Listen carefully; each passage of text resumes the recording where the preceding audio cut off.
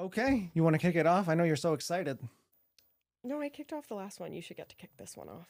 Okay, so we are here with Dylan Hewitt, right? Yes. I don't want to mess your name up. Oh, thank you. Please. That is who I am. Okay, perfect. We have literature now. Check that We out. have so lit fun. now. It is That's so great. fun. This is an exciting So, moment for a candidate. You are running in the Democratic primary for New York 21. I Yes, this am. is a Lee Stefanik's district Woo!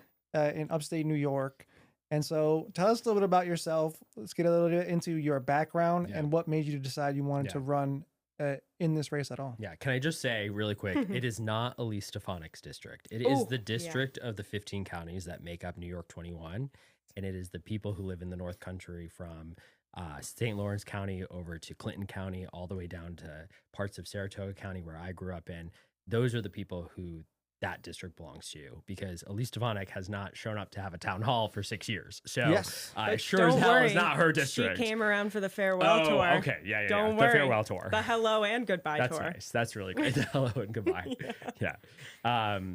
Yeah. Thank you for having me. I am Dylan Thanks Hewitt. for being our first guest. I can't believe it. Yeah. That's so exciting. Brand new information for Dylan. I'm so excited to be here and so excited to just tell you more about my campaign and why I'm running. I'll tell you, so I grew up in South Glens Falls, exit 17N for those who Ooh, drive up and down okay. the Northway. There's a 50-year tradition in South Glens Falls. It's called the South High Marathon Dance.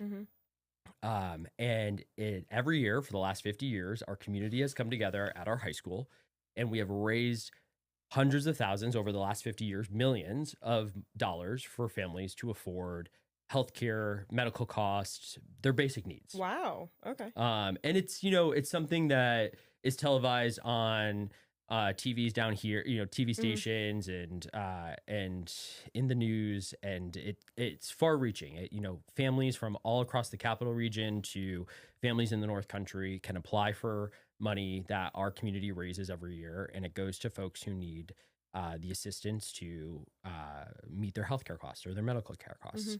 And I tell this story because that is where my career in public service has began. I was 17 and I ran the South High Marathon Dance when I was a senior in high school. Wow. I was part of it. I have two older sisters, and I was part of it from when I was so young, watching them do it for many years, and then going through high school and doing it. And when I was 17, I had the honor of running it. And I will never forget calling my third grade teacher's family and telling them that we would pay for their 9-month-old granddaughter's surgery. Oh, that's so special. And, ever since then, actually, before then, but it was this moment that really planted something in me. And that is this belief that I've learned over the years that every single person deserves to live a life of dignity and have the freedom to thrive.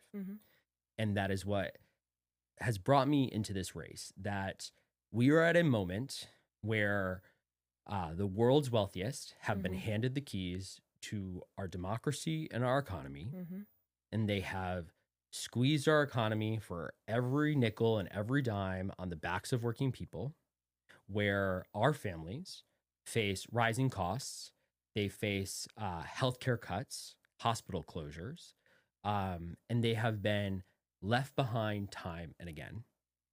And, we can't see it in this episode, but I'm wearing the shoes that I wore for those 4 marathon dances.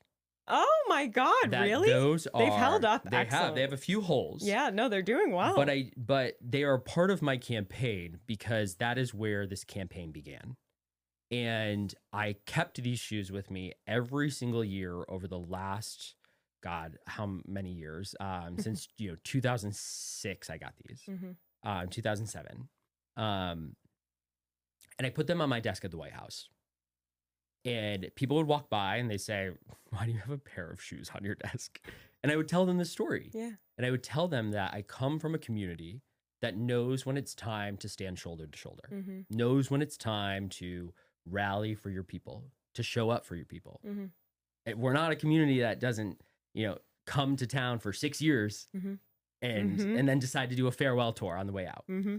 And that's why I'm in this race. I'm in this race because it's time that the 15 counties that make up New York 21 have someone who will go to DC and hold the powerful accountable, and deliver for our working families to make ends meet and just be able to breathe.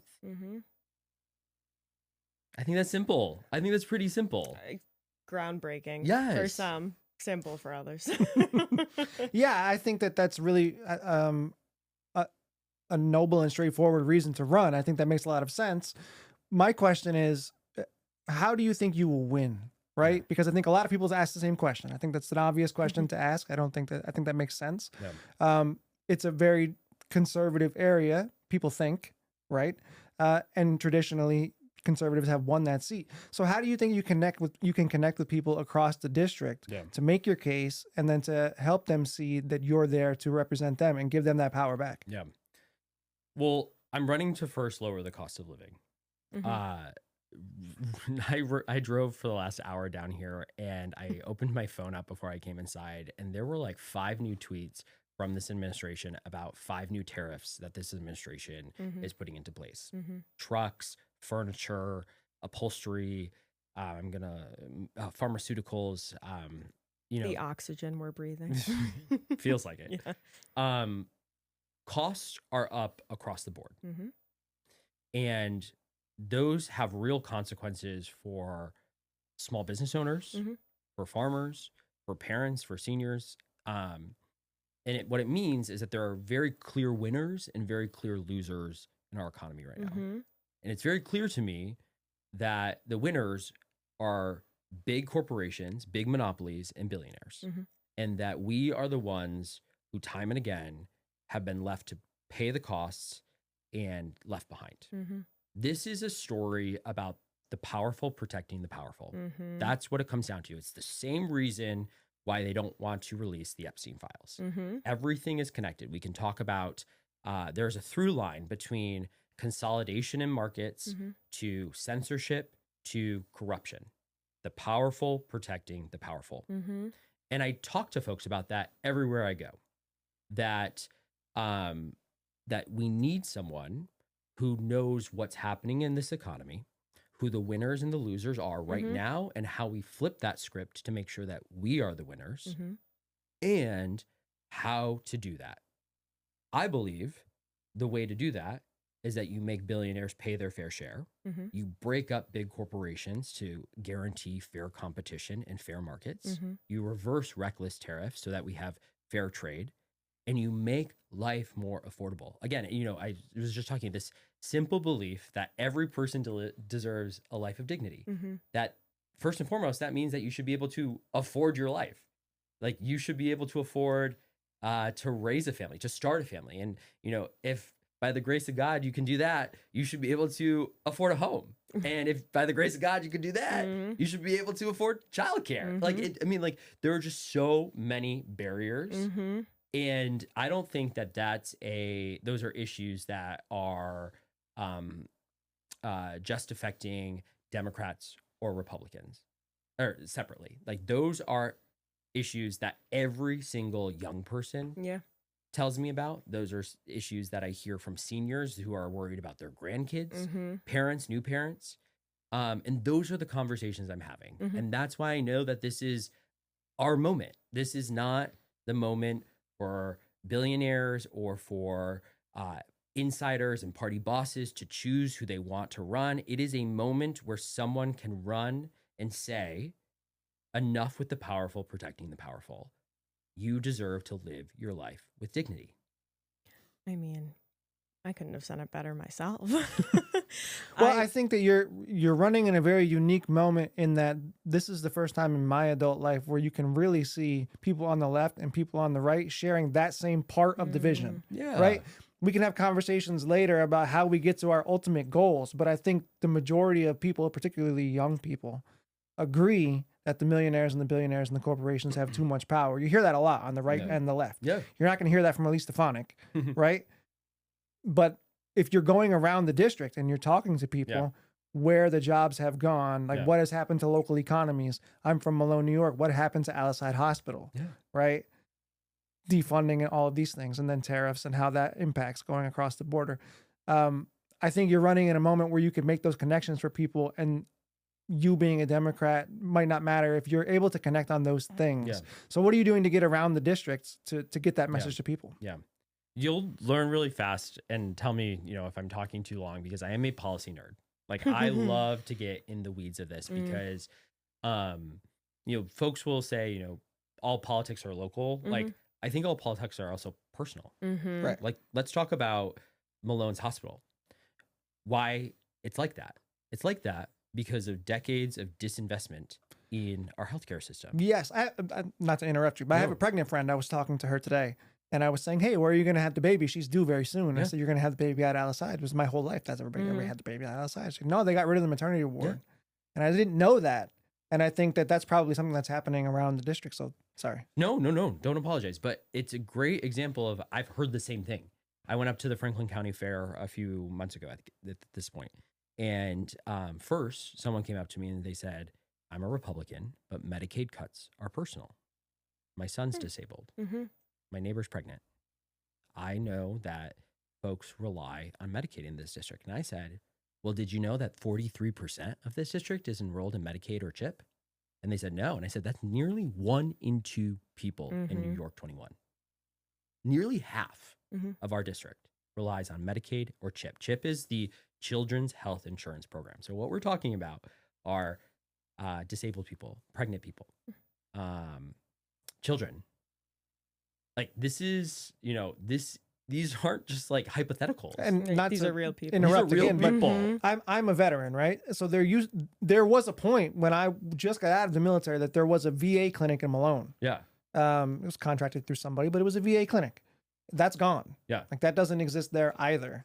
And I know Fort Drum is a big piece of the district as well. It is. So just another component of what you're speaking to. And so I was talking with someone else, and she was telling me, when I was pregnant, my baby was breech, and I went to my local hospital, and they couldn't do the procedure to change my baby's position, and I had to drive 90 minutes to the nearest hospital. Oh my God! That is before. That was that story happened years ago, but that to contextualize it, that is before this bill, these Medicaid cuts, right? So already 90 minutes of a drive to go somewhere else. There are multiple reports that show that 5 of our hospitals in New York 21 are at risk of closure because of this bill. And what that means, and doctors across our district have said this, is that there is a medical desert between Glens Falls and Plattsburgh, 114 miles, where I am from in Glens Falls, all the way to the Canadian border in Plattsburgh. It's a 2-hour drive on a good day. Hour and 45 minutes, 2 hours. During the winter, I don't know, ice, snow, blizzards, that's probably over 2 hours. You hit cell phone dead zones. You don't have internet. It's dark. You're in an emergency. You think you're having a heart attack or a stroke. There's moose, there's deer. That is so dangerous. And what it comes down to is that Elise Stefanik thinks you should get your ass in a car and drive 2 hours to go see the doctor. Wait, sorry. From that stretch, within that stretch of a medical desert, you called it, right? That is what the founder of Hudson Headwaters has said, that there is a 114-mile stretch between Glens Falls and Plattsburgh that will become a medical desert. And if I were to be like in an emergency and calling an ambulance, like it would take them. This is Like, our I'm new just shit out reality. of luck. This is our new reality. I've been up into Essex County in Lake Placid. Yeah. That is, probably about the halfway point, give or Right, take, right. between the two. And people already tell me that when I need to go see an eye doctor, when I need to go see an ENT, I have to drive to Glens Falls already. I have to drive to Albany. Yeah, many people in Malone, they come to Albany, they come to Glens Falls or whatever for care. I mean, Well, assuming they and have that's transportation. exactly Right. Right. that they have the time to get off for work for transportation. That's a 3.5-hour drive. And for veterans, it's the same because Stratton is You here, have to go- yeah. right? You're either going to Syracuse or you're coming Right. down here. Yeah. Wow. But this is what we're doing. And so, Like, you people are know- going to die, which is, yeah, I don't think people realize. people are going to that. die, But also, I mean, that is like first and foremost, people Yeah. will die. But also, a lot of these hospitals and a lot of these medical centers are some of our biggest employers. Yep. And so now you have 5 hospitals at risk of closure in the North Country. You know, we were just talking about what it looks like when local economies are hollowed out. You know, we can get on tariffs for in a sec, but you know, when you have economies that are reliant on small businesses and farms and tourism and those start to become hollowed out, but then the largest employer in town is the hospital, but that hospital stands to close or is at risk of closure. Like local What's economies next? are dying now too. Yeah. You have a huge brain drain from that. A lot of people do what I did. I joined the military after high school, but many people will go to a SUNY school, right? They'll pick a SUNY school and then they're out. You know, that's their ticket out. Yeah. They finish their degree and they move to another place in New York State or they move out of state. Most people are not saying like, I can't wait to graduate and go back to Malone, right? Unfortunately, because there's nothing there for you to, people will retire there once they already have money and have built their lives, but they're not dependent on an income at that point. But there's no local economy there. And I think that that's pretty common across the district in smaller towns where people are leaving and not coming back, but they're not seeing that support. Yeah. Well, sorry. No, you go. I was just going to say, you know, our district's 15 counties. You know, when we draw congressional districts, it's for equal representation, right? So New York 21 keeps getting bigger and bigger and bigger. Why is it? Because we keep losing people. Right. And so it needs to be drawn in a way that there's enough people in it. Right. And so it spans 15 counties where to go from Saratoga County all the way up to Clinton County is 2 hours. To get from Clinton County over to St. Lawrence, 2 hours. St. Lawrence down to Rome, 2.5 hours. I don't know. You know, it's massive. It's huge. It's huge. And so part of that is that, you know, it takes so long to get across the district that you have to be in the car driving nonstop just to see the people you need to see. And so inevitably, some folks are not going to feel like you're present. They're not going to feel the presence of their representative or their government or the benefits of certain programs. Well, all you gotta do is turn on TV. They'll see their rep. And I mean, it's an annoying thing, but I say it a little tongue in cheek, but like when I go home, that's what I tell people. Like, hey, they'll tell me what's going on in their lives, right? Because I'm like, hey, let's catch up. And that's how I found out about Alice Hyde and et cetera. And I go, they don't know who their representative is, first of all, but I know who it is. And I know I see her on TV all the time. So it seems like for you, like the idea is to connect the seat back to the people, which is that's why I'm hammering that home. No, I know, I appreciate it because we have lost sight of each other's humanity. Like if I like take one big step back of like around politics, right? Like I think that, and this is why I talk and center my whole campaign around this idea of dignity, around the that you should live your life, with dignity and have the freedom to thrive. Yeah. That idea is what I remind myself every day. And it's, and I like what you just said of connecting it to the people, because our politics is not very connected to people. It's connected to big money. It's connected to corporations. It's connected to people who are already in power trying to protect their power, right? Like, you know, it's just like, so I get it why people think that we're failing them. Frankly, I think we are. Like, you know, like right? Like I think like, you know, I was at a Democratic event earlier this summer, and I was asked to speak on the future of the Democratic Party. Ooh. Which I have a lot of thoughts on. We'll have this podcast run for 3 hours if we gotta do that. And I'll say a few things, but the people who spoke before me said, you know, the future is in this room. You know, Ooh. the future is rooms like this. And so then I got up there and I said, you know, the future is in this room, but it's also not in this room.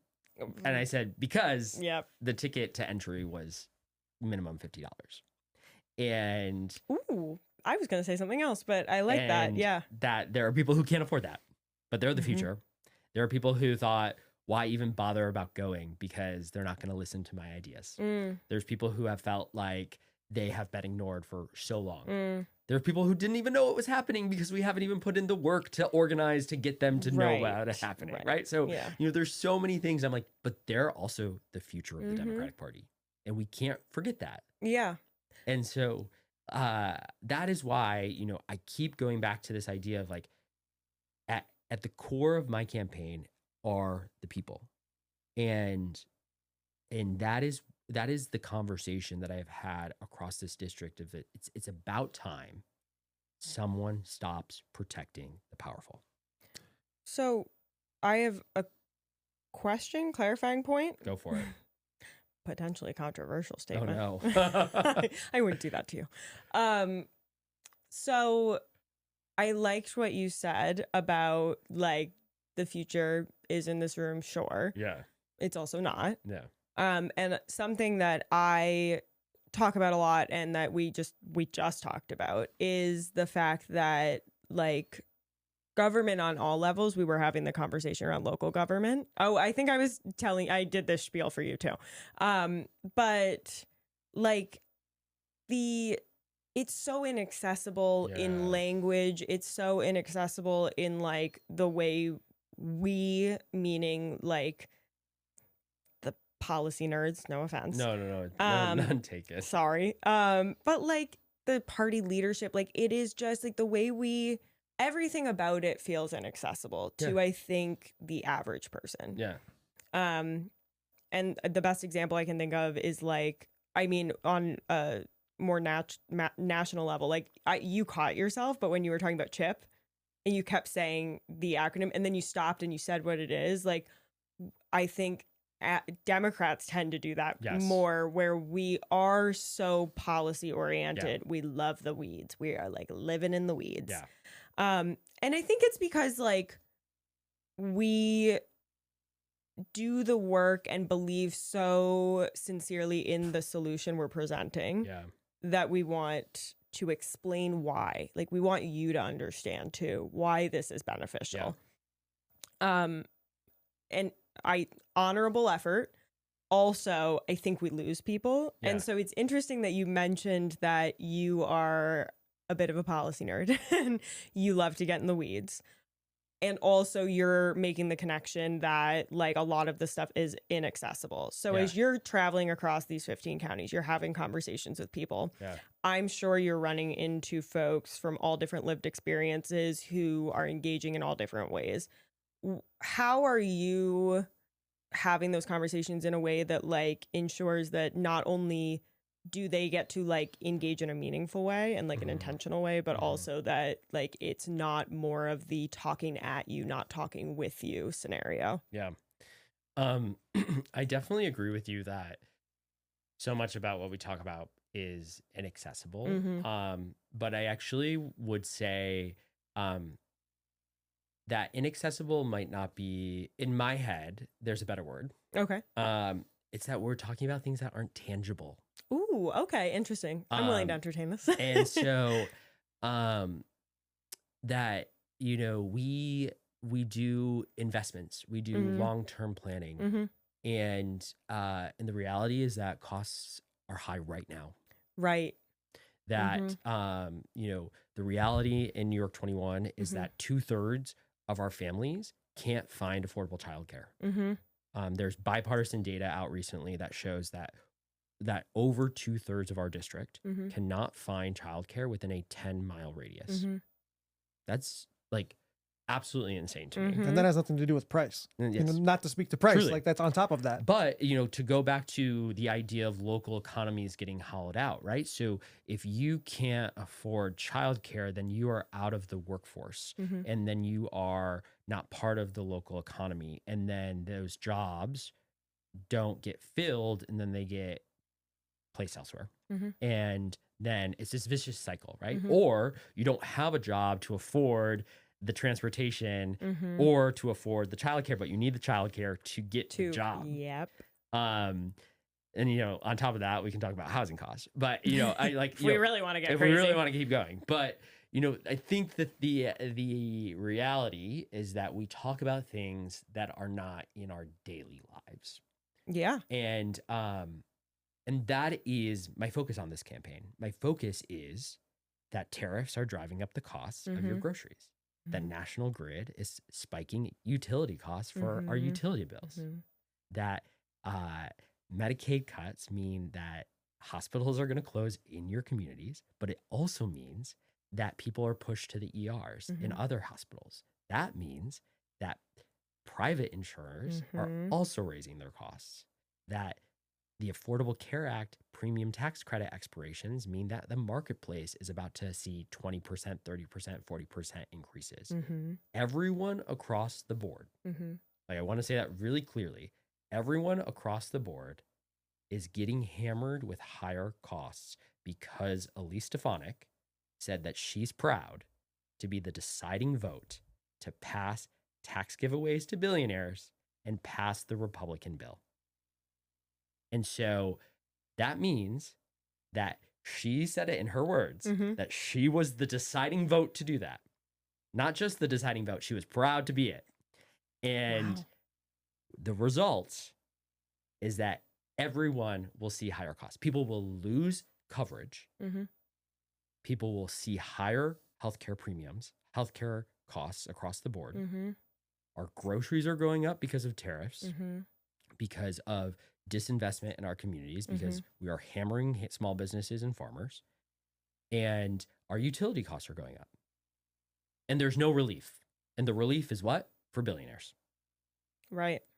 So I'm focused on saying, I believe that my role as your next representative in New York 21 is to actually make your life better.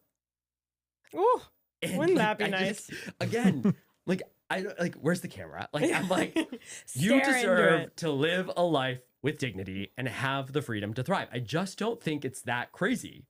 And what that comes down to is that you deserve to have a job that pays enough to start a family and raise a family.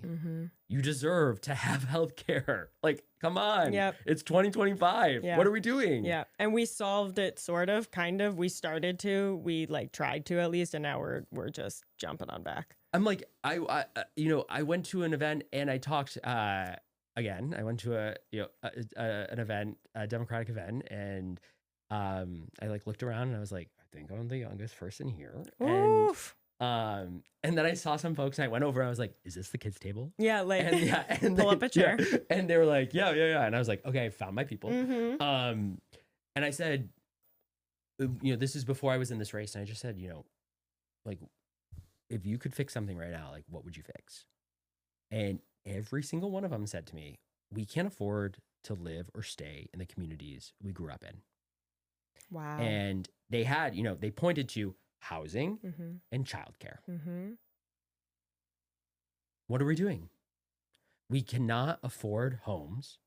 Homes are getting scooped up as their second homes or third homes. Elise Stefanik would know something about that because she moved into her second home to run for office in this district. But we can't afford a home and we can't afford childcare. I just we're not thinking. Like, we need to be thinking short term to make people's lives better right here, right now. Right. But we can't even think about the long term, because if we can't fix the right here, right now, there is no long term. They can't afford a home. Right. They can't afford childcare. We're losing them. Yeah. That's why the district keeps getting bigger. Yeah. That's I never even connected that. And I bet a lot of people don't, that like the district keeps getting bigger because people are leaving it. Like, it makes sense when I say it out loud and feel like an idiot. But there's a big part, obviously there are some mountains in the middle, right? If you've heard of the Adirondacks, but it's true. It is geographically massive. It's for sure. And it takes me a long time. You're like, you have no idea what my mileage is. It has only gotten bigger. Yeah. And the southern border has changed, and we also have redistricted many times over the last couple of years, and hopefully we redistrict again. But the district lines have changed, and they've only gotten bigger. Can I ask, so you are on your fancy new literature. Yes. It's like a TikTok live show. It is, right? I'm like, look at this. This is my Amazon Live. What's the Yeah, try? right. Yeah. The ASMR. There we go, listeners. Vote June 23rd. Yeah. I know what that means. It means you have a primary. Yeah. I do have to ask. What has that experience been like? What sets you apart from the other Democratic candidate? Yeah, well, first and foremost, I'll tell you who I voted for. Ooh, okay. I voted for Kamala Harris. And I voted for Kamala Harris because I knew that she was going to give first-time homeowners a new tax credit.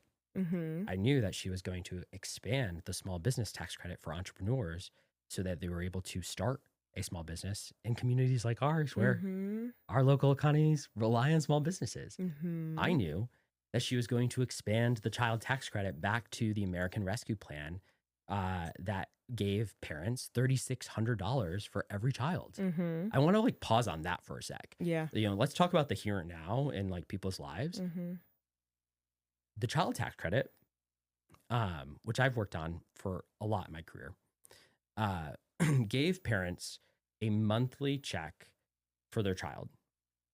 And there are multiple nonpartisan studies that show for every $1 we invest in children, $8 to $10 gets returned to the community. That is like, you know, average it out, be conservative. It's a 900% return on investment. And so you have folks like Elon Musk and other titans of the industry that are billionaires and trillionaires who say we must run government like a business. Well, I'm not a businessman, but if I were and someone came to me and said, I have something for you that has a 900% return on investment, I think I would take that up. Yeah, all the sharks on Shark Tank. Right? Like Mark Cuban would be like, in. In. And I actually think Mark Cuban is in. Yeah, but, right. you know, like the conservative one, what's the, yeah, like whoever, I don't know the other ones. I don't pay attention to him. You know, I just think that we lost sight of the here and now, that there was, you know, we need to provide certain things to drive down the cost of living. Right. And so when you ask me what differentiates me in this primary is that I'm willing to say that I voted for that I voted to drive down the cost of living. Yeah. And I don't think it should be for any Democrat or anyone running for public office a hard question to answer. Who did you vote for? And just to confirm, that is a question that your primary opponent will not answer. There is an interview on WAMC. Who did you vote for? I'll pose the question. Who did you vote for? Kamala Harris. Would love to hear. I want to know. I just want to talk. Okay. And let me ask, so you're running a primary right now. Yeah. You are going around the district, knocking on the doors, having the conversations. It's tough to ask you this question because you have a history in campaigns. So you knew what you were doing. But like, what was the most surprising part of campaigning for you? Yeah. So I have been in this race officially for 3 weeks. Oh, so welcome. I launched. Yeah. So, you know, I've been out there because the last year in New York 21 has been a little strange, right? Like we've talked about this, that Elise did her farewell tour and then she didn't go bye-bye. And then she said, just kidding. Yeah. She said, "Ooh." I'm back. Yeah. And now maybe she runs for governor, maybe not. And now maybe she walks away again. You know, she's really good at that. She's just going to turn it into another hello tour, but which I love. But I also am like, does she realize that involves campaigning? Oh, like, well, does she realize it involves showing up? I mean, I know, Elise, that you just sold your $2 million home in DC, but do you know that it involves campaigning? Fair question. I think that there, you know, I think that representing folks and talking to them is such an honor and a privilege. And it would be, you know, the honor of a lifetime for me if this district votes for me. But just being able to talk, like, is just really nice. It fills your soul even up, if, like, it? even if, like, you know what? I'm going to be honest with you. Like, you know this, like, there are a lot of people who probably don't agree with me, but there are just as many unaffiliated voters in this district as there are Democrats, and just about the same. And, this district has voted for a Republican for the last 10 years. Yep. But we've also tried the same thing over and over and over again. We being the Democratic Party. Yeah. Got it. I just don't think it's enough to be against something anymore. Yeah. Like, I actually think like it's time that we like have a real vision. Yeah. Like, Stand for I believe in like the better America. Yeah. Like, I believe that like we should have a vision for what should not be a zero-sum game, that we actually like can get by and get ahead together, that we need to stop fighting side by side and realize that the people that we need to fight against are the people above us who want us to fight side by side while they rob us blind. Right. We have the numbers. People over power. I was just, I grew up during the Occupy Wall Street movement. Like that, yeah. We are the 99%. Like, yeah. Bring it back. Bring it back. Roll it back. We are.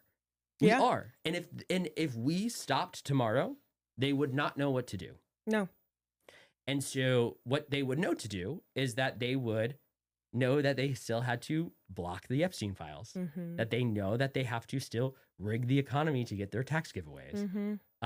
But they can try to, bust our unions and deflate our wages and rip our healthcare and shut our hospitals. But at the end of the day, we still are the 99%. And I just believe that that's the future and the vision that we should be on, that we should be talking about what is the better America we're fighting for. Right. What does it look like? Yeah. I agree with that. I think everybody in this room agrees on most things to begin with. But a question that I have based on everything that you said, which I happen to agree with, is why do you think the people of the district have been so comfortable to vote for at least Stefanik or a Republican? Because that's really the deciding factor whether or not you win or not, right? It's like, who do people vote for? So why has it become such a reliably Republican district, and how do you counter that? Yeah. Especially for someone who doesn't show up, because that's my number one concern. When I go back home and I talk to people about what's going on in the community, she's still winning. Right. But my perception is that she's more focused on her own career. That's my own personal view. I think the facts bear that out. But how do you compete with someone who can win in that environment by not showing up? Yeah. What's the deciding factor there? I think what we have seen across this country are that people are tired of a powerful establishment, powerful elites, powerful folks who time and again protect the ultra rich and leave working families behind. Without getting into so many different rabbit holes about why, I just want to name two. Money in politics and corporate consolidation.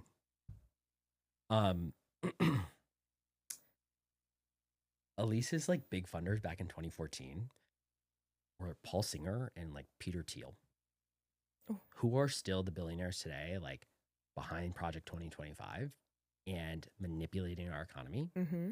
Look no further. This last couple of weeks around conversations in the news and who has been silenced in their programming and what we see on TV, Nexstar and Sinclair, they own so many local outlets.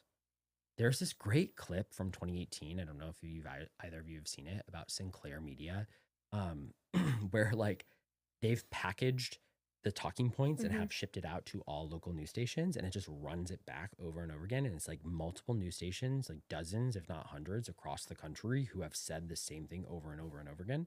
So this is what I think I said earlier. There is a through line between consolidation and censorship and the corruption in our economy. And I just think that, this is why folks have become apathetic to our elections, to our politics. They've become very cynical because, again, as I said, the future of our politics oftentimes aren't in those rooms. They Mm. just think that there's no point in showing up. Yep. And that comes down to the way we get elected, big money, how laws get passed, Mm-hmm. big money, how we learn about those laws, corporate consolidation, Mm-hmm. and what we actually hear, corporate consolidation. So I am unafraid Mm-hmm. of going to Congress and fighting corporate interests and ultra wealthy interests who have a chokehold on our democracy and our Mhm. economy. And that's why it is inherently tied to how we deliver tangible Mm-hmm. things in your life to make sure that you can have a job that pays enough to live, that makes sure you have enough to afford that home, to afford that childcare, Mm-hmm. to those groceries. Break up those big monopolies that are jacking up our utility costs. Mm-hmm. I think that, and I'm willing to make the case. I mean, I am making the case, but I also think that people are listening. Is that what's happening right now just isn't working? Like something's broken. Like I Yep. think like most people are like something's not right. Right. Like, wait a minute. Yeah. Right. Like wait. Yeah, I guess this isn't happening the way I thought like, it would. Yeah. I'm willing to say it. Like I'm not giving our side like an A+. I'm like, Is that controversial? No, At this I point, don't I think was gonna so. say, like, is that controversial? no, I don't think so. But Okay, I'm like, I can say it. I'm like something ain't right. Yeah. And so Definition of insanity. yeah, and I think most folks are like, something's got to change. Mhm. So do you think it's a matter of changing people's minds, or it's a turnout in terms of I think winning it's the both. district? It's Combination both of both, It's obviously. both and, Mhm. right? It's both and it should always be both and, because Right. if you just focus on turnout, then you're saying, Well, I don't know that that's the Republican strategy, especially under Trump, is so that we don't need. I just need my base, kind of thing. Fair, you know? but again, like I said earlier, like some of the joys about campaigning is like talking to people. Oh, If I you're know. just focused on turnout, you're not talking to people. Like I don't need to sit down with someone and say like, I want you to nod your head yes with me and tell Yeah. me you're going to vote for me. Yeah. Like obviously I would love if you told me you were going to vote for Right, me. like that is. I Like, would love that. Great. I would love that. Yeah. But I want the joys of campaigning are hearing what's going on in someone's life Mm-hmm. and saying, I agree with you that something needs to change. Mhm. Something needs to be better. So let's figure out how we make that better. Yeah. I want to do that. I want to Yeah. help make it better. Let's figure out how we actually make life better. So this was before we started recording, before the little red button went on. But when we were talking earlier, and I know you dropped the White House thing, so I'm gonna refer back to it. But when we were talking earlier, you were a part of the Clinton campaign in 2016. Yeah. Before? Am I doing No. wrong? Yeah. Clinton campaign, and more recently Kamala Harris's campaign. Mhm. I made the mistake of talking about how heartbreaking those were for me. Unbeknownst to me, that was a whole different beast. And as we were talking, I was thinking about like what it really felt like emotionally, seeing all of that and just kind of losing faith in all these systems, which I'm sure you experienced Yeah. tenfold. I am like shocked in the best way that you would decide to jump into this after that, for Yeah. lack of a better way of putting it. I guess like why? Like why subject yourself to that? Like I know how heartbreaking it was, and I can only imagine for you it was tenfold, being so on the ground. Yeah. And then to turn around and be like, I'm gonna do it, Yeah. and I'm gonna fight this thing uphill every step of the way. And so like I want to know why. It's a good question. Is it? And I'll tell you why. I told you earlier about the South High Marathon dance. That's what I view as solidarity. Okay. I think we're missing a lot of solidarity in our life right now. Mhm, That we're mhm. missing this idea of we are bigger than ourselves. Mm-hmm. And we are, in our small towns and our villages to become states, to become a nation. Like Mhm. we are bigger than ourselves. Mm-hmm. We're a part of something bigger than ourselves, Mhm. excuse me. Um, but for me, it is really this idea that we also have the tools to help us become better, and Mhm. that our government plays a role in that. That the role of government Mhm. is to actually make our lives better. You know, I keep saying that, like this idea that you should live a life of dignity. Mhm. And so I'll tell you a story is that quite literally the reason I'm here is because government made my family's life better. Mhm. And back in the Great Depression, my grandfather was born to a very poor family in Hudson Falls. Mhm. And his dad died very young. And his mom was a single mom with 3 boys, and she couldn't afford to raise them. Mhm. And so he was taken in by his Aunt Lillian. Mhm. And the only way he got by is because in Hudson Falls, his neighbors down the street fed him through their back window. And that's how he met my grandmother, because she was their daughter. Wow. And then he worked at a soda fountain during his high school days, and he sent money back to his mom every time he could. And then he went off to World War II. And when he came back, he got a good education on the GI Bill.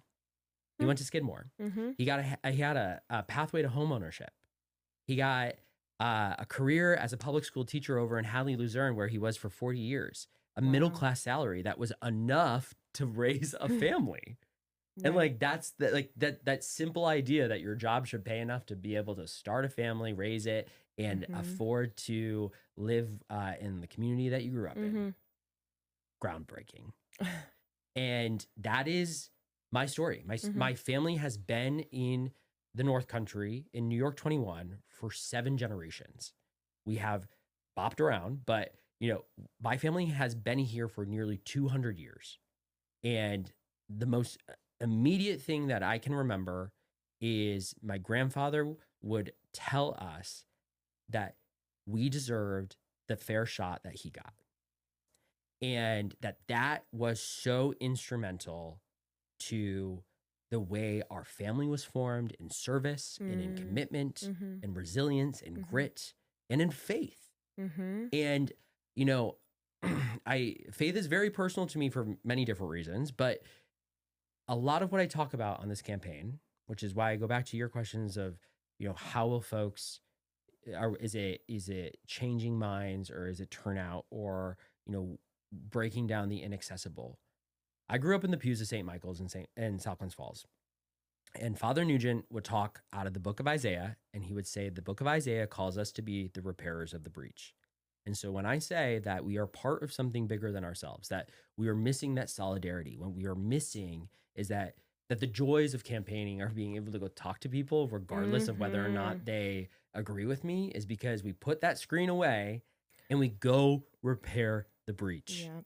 And that is what we are called to do. Mhm. And that is what every moment in this campaign or my career or my life has always been about, because what has been repaired is that my grandfather got a fair shot. Wow. And that led to my dad becoming principal over in Greenfield Center for 20 years. My mom was a nursing home social worker in Saratoga County. Oh my God, social worker. Yeah. But they taught me at such a young age, and my sisters and me, that again, you deserve to live a life of dignity. I love what you said. Like, you deserve the fair shot. You deserve They it. got. You deserve it. You deserve Don't the fair let shot. someone else tell you you don't. That's Love. always my perspective as well, being a veteran, because when I Yes. left the military, I went right into college, right? And I had the GI Bill. GI Bill post 9/11 pays BAH, which means I was getting paid to go to college. Yep. So I was supported in multiple ways. The tuition was covered, plus I worked on top of that, which means I was able to save. And then I have VA healthcare, Mm-hmm. right? So when we talk about universal healthcare, to me, I'm like, nobody argues that veterans shouldn't have healthcare. Nobody argues that veterans shouldn't have tuition assistance. Yeah. Nobody argues that veterans shouldn't have the VA home loan guarantee. Yeah. My view personally is that everyone should have some form of that for themselves, because it helped me and I want to help the rest of my community. Yeah. But it's interesting to me because when I go back home and have that conversation, everybody agrees that because I'm a veteran, I should have that. Yeah. But nobody supports those policies, or at least they say they don't, when it's pitched by Kamala Harris or Tim Walz or Bernie Sanders or whomever else. So I'm just curious how you think we connect that to people's lives in a tangible way, like you were saying. Yeah. Well, I'll say, AOC turned out in July up in Plattsburgh, and she had. Hell yeah. I was so happy that she did that because most people wouldn't go somewhere where, like, the majority of people there probably don't agree with her. Obviously, ones who did will show up to fans of hers, but that's where you go. Yeah. Where you can make a difference. Exactly. I'll just say, the theater itself held, I think, 900, and outside there was like another 800 or 900. And it was like 2 days notice and a rainy Sunday. And I'm like this idea that we shouldn't be going places that people don't agree with us, like that is a great example of like, go and talk. And I thought it was so great that she showed up and she said, I'm here to listen. Like, I know that you have a representative who does not come. So what's on your mind? And what she said is, she talked about her a vision for a better America, or what she called a better world at the time. But, and then she took questions.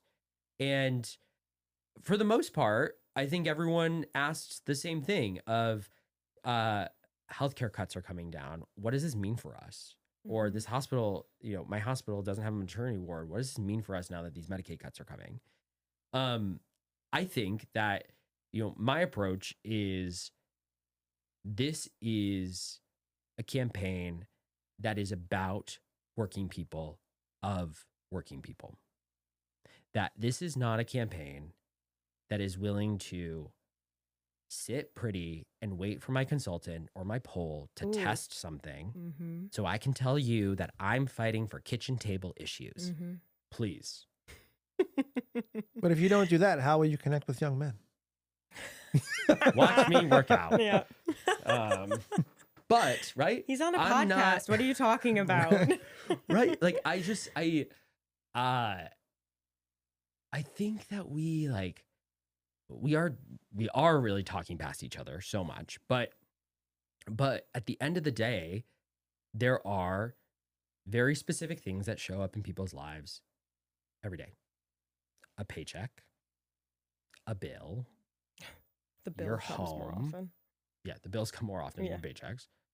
Your home or wherever you live. If you have a family, your children, your car, the safety in your community, the downtown or wherever you go shop for certain things.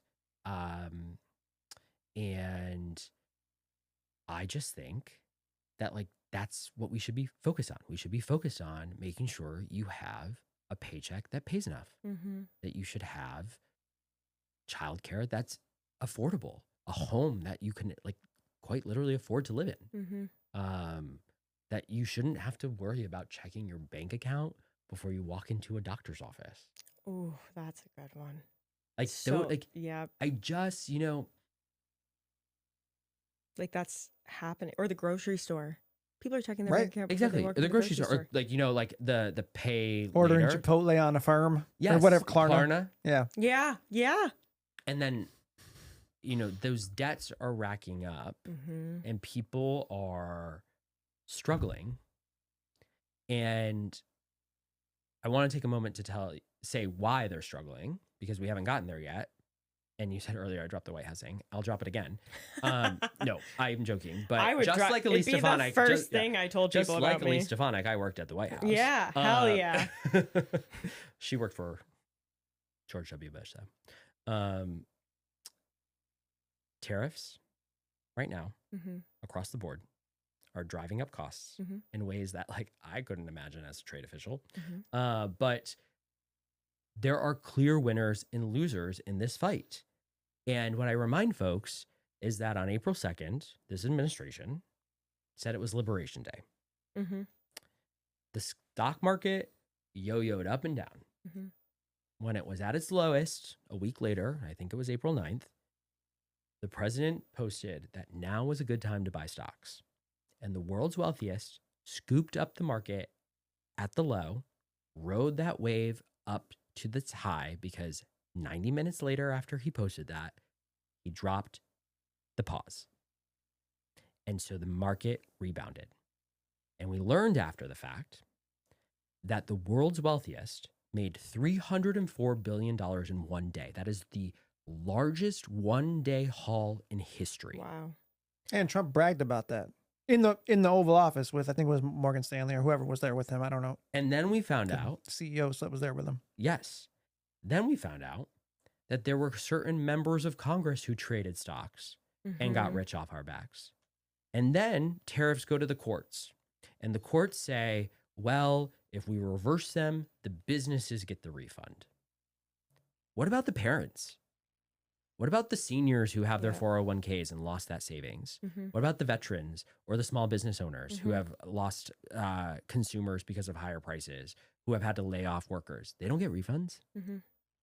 There are clear winners and losers in the way that we have structured our economy right now. And that has consequences for our democracy. You hollow out the power of people and you hand those keys over to, as some say, an oligarchy. But it's just billionaires. It's just the world's wealthiest who have power because they can buy it. Yep. Yeah. So can you explain quickly, like, how tariffs work? Because when I go home and I have these conversations with people who don't vote how I vote, right? They're saying things to me, which is what you'll see on TV, right? Like, we're getting our money back from these other countries because they've been ripping us off. And so if that's your perception, and then you come in and say, oh, I want to get rid of these tariffs. Right. If that's their perception, then they go, oh, I don't want you to do that. So you want to just break down how that actually works. I learned from my boss, I think the best way to describe a tariff is like a 2x4. You can go to the like wood? Like wood. Oh. Like wood. I just want to make sure I was with it. Wood. It's 10 p.m. when we're filming this, everyone. Like the new track on Taylor Swift's album out next week. Wood. Hell yes. My candidate Swiftie. right there. Vote for the Swiftie. Vote for the Swiftie. Wood. It's like wood. It's, you could go to, I seriously, go to Home Depot and buy a piece of 2x4. You can buy one and you can walk right out into the street and you can smash a window with it and you can hit someone over the head with it. You can do damage. Go back in and you buy up 10, 15, 20 and you bring them home and you can build a fence around something that you are invested in, a garden, your home, something that you want to protect. The difference is that when you take a tariff and you just have no strategy behind it, not meant to protect anything you are invested in, you're allowing big corporations to play a game where they price signal, where they use that tariff as a PR shield, that before costs even go up, they've driven those costs up. That means that, I think the best way is like bananas, coffee, things we can't grow in America, but they have a tariff on them now. And those costs are going up. The Chips and Science Act, semiconductors, advanced manufacturing jobs, quite literally little chips in the cameras and your cell phone and the cars, whatever. We invested in the CHIPS Act, gets passed, and that money goes into the semiconductor manufacturing, advanced manufacturing industry in America. Micron over in Clay, Corning Glass up in St. Lawrence, Global Foundries between Albany and where I'm from. And that was an investment in making sure that those jobs returned to America, that we created those factories, and that we very deliberately doubled down on strengthening our national security against China.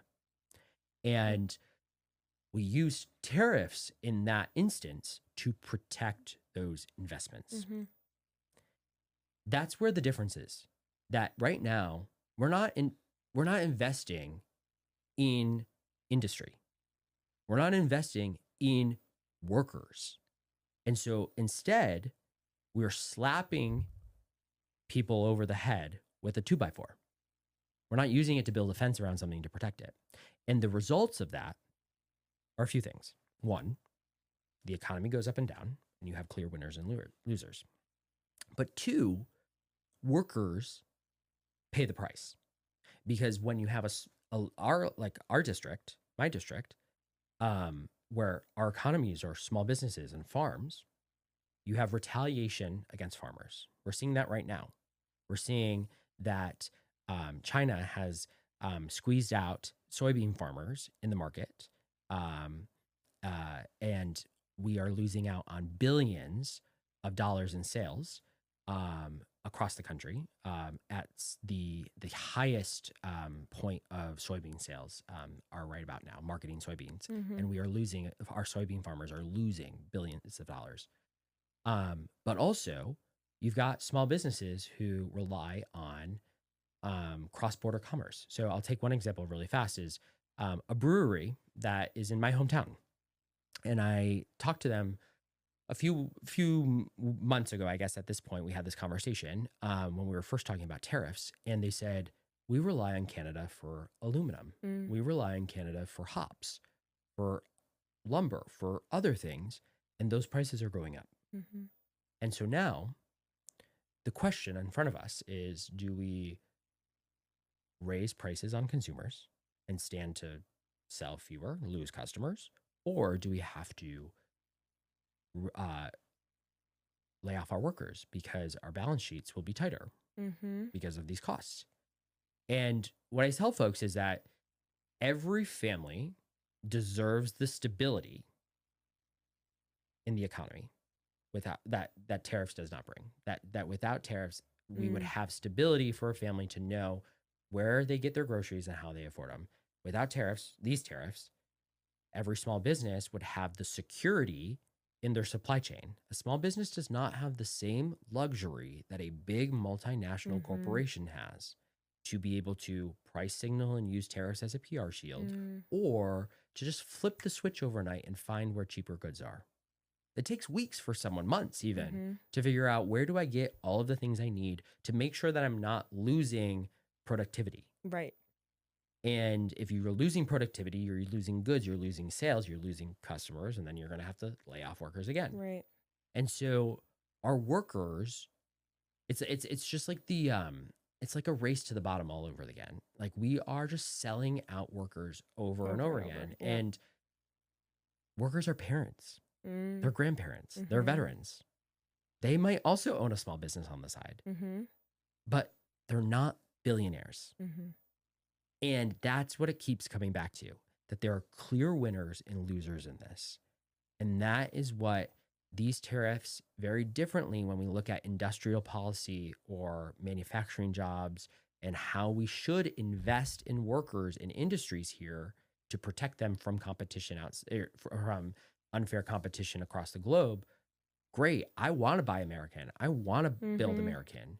But there are certain ways that we have to do it that is not just one off. It's not dictated by a post that changes every day. It's not like I said to you earlier, like I opened my phone and there were 5 new tariffs by the time I left my house to when I arrived here.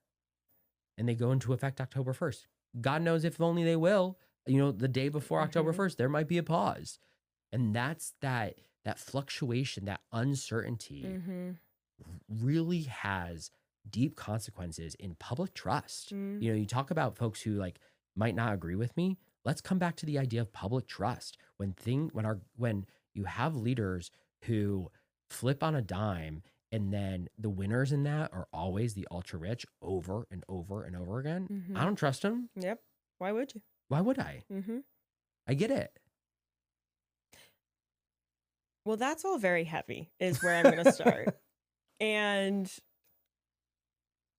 I'm a big fan of your former boss's Joy as an act of resistance approach. I love Joy. Love.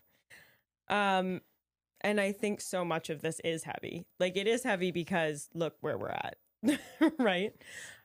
What do you do to spark joy? I have an 8-year-old niece who's about to turn 9. Oh, fun. And I have 2 2-year-old nephews who are about to turn 3, and I have one that's about to be born in October. Wow. And they bring me a lot of joy. And I think it's like, again, removing yourself from it all, right? Yeah. Like, there are a lot of people who like when you say like, oh, they don't know who their representative is, like we think about this stuff day in and day out, right? Like we're tapped into it for better or for worse. I'm like, I'm losing hair. Like I'm like like I don't have any hair to pull out, so like so it's just going. Leaving. Yeah. But like I think about it all the time because it means so much to me. And I think it's really important to like step away from it. And oftentimes I get like lost in it. And so they bring me a lot of joy. They ground you a little bit. They do. Yeah. Like nothing will humble you more than a 9-year-old. Quite literally. Like it's so funny you bring that up is that like the thing I say over and over again, like as a funny story is when she was like 5 or 6 and I was like only just starting to bald. Oh no! Like this has to be brutal. Like, she just like tapped on my head. And she's like, "What's this?" No. And I'm like, and that scene. And scene. I'm like, out. Yeah, and I was like, cool. You know, it doesn't matter anymore. Like I was like, you know what? Throw it away. We're going. But they do ground me because I do think about like they're just happy. They're just like happy to live and happy to like have fun. And like, you know, they also deserve to live their life with dignity. And like part of our responsibility is making sure that they can. And yeah, I just say, I don't know.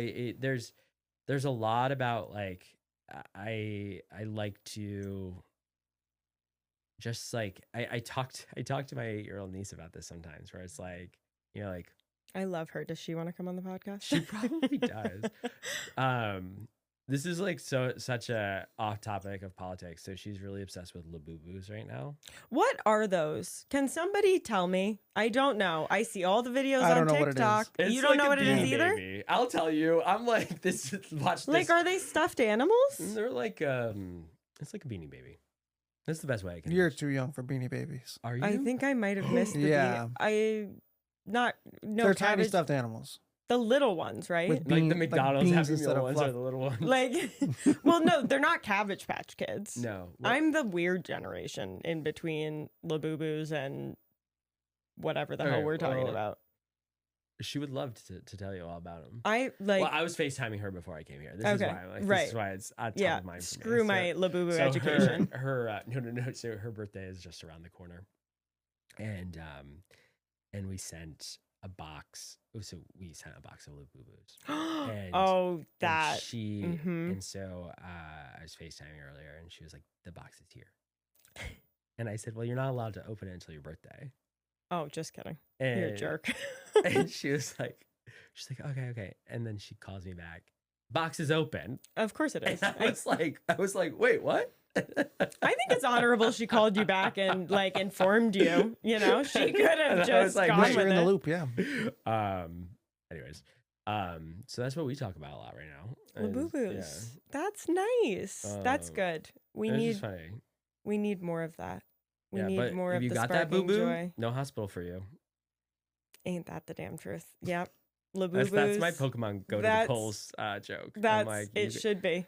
That's a good one. Except for people like me who don't know what a Labubu is. No, that's fine. No, but just at the end of the day, I'm a cringe millennial. So it's there you go. That appeals to so many.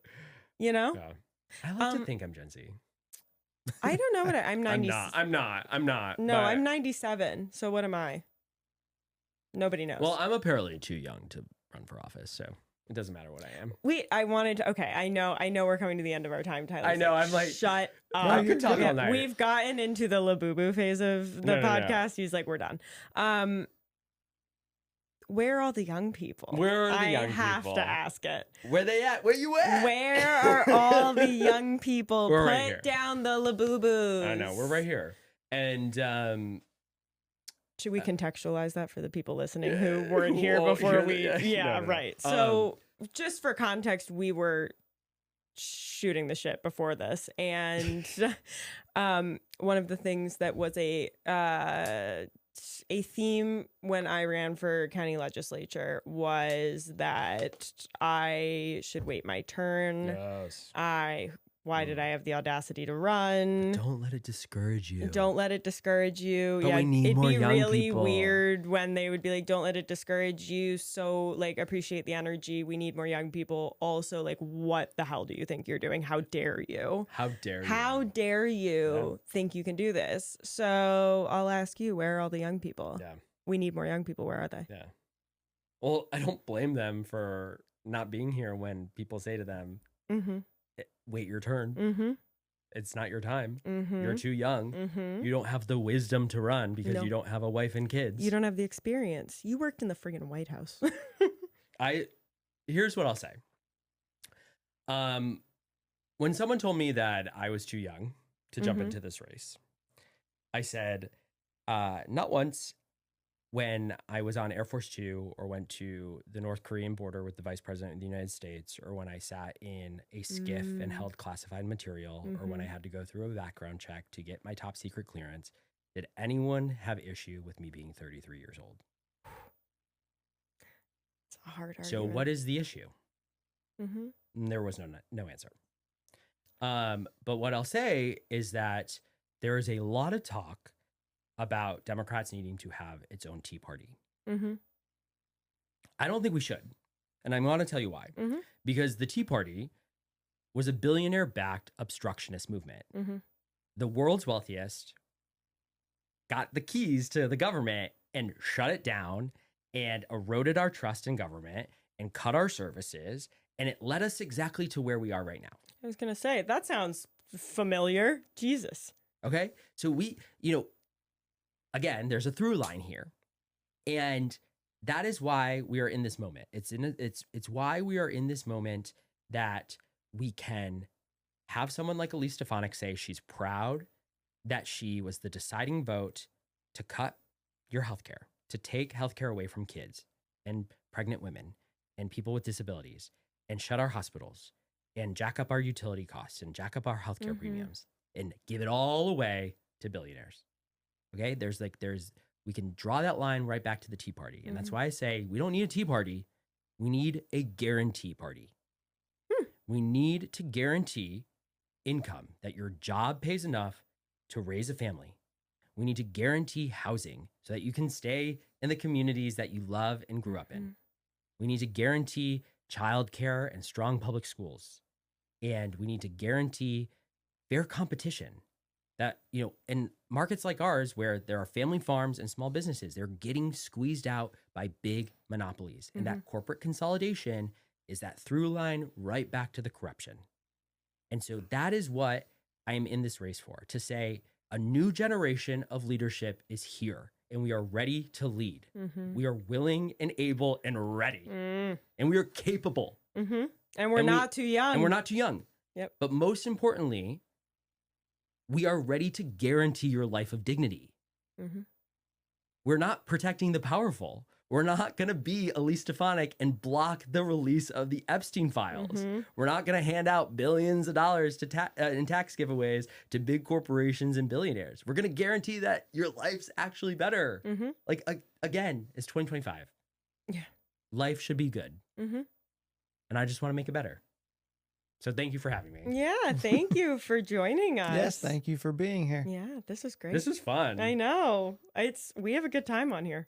Let me ask you this. So this is a little controversial, right? Oh, no. Are you I just asking a want to throw it out question? there. No, kind of. Okay. Yes. I mean, I guess We're it's a still on question. the at the end of the Just day. kidding. The pod's not done. But I The pod's just not want to done. know What this time is because it? I don't. It's 10:20. The pod's not done. We're going to wrap up here in a second. But if you had the chance to sit down with Elise Stefanik in a format like this, in a podcast Ooh, format, this is a good one. what would you say to her?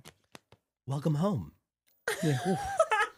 And with that, thank you for joining us for Politics Next Door. This is Dylan Hewitt. Vote on. Go to DylanHewitt.com. There it is. Thank you. Dylan Hewitt. Dylan like Bob Dylan. Hewitt like the Garden Center.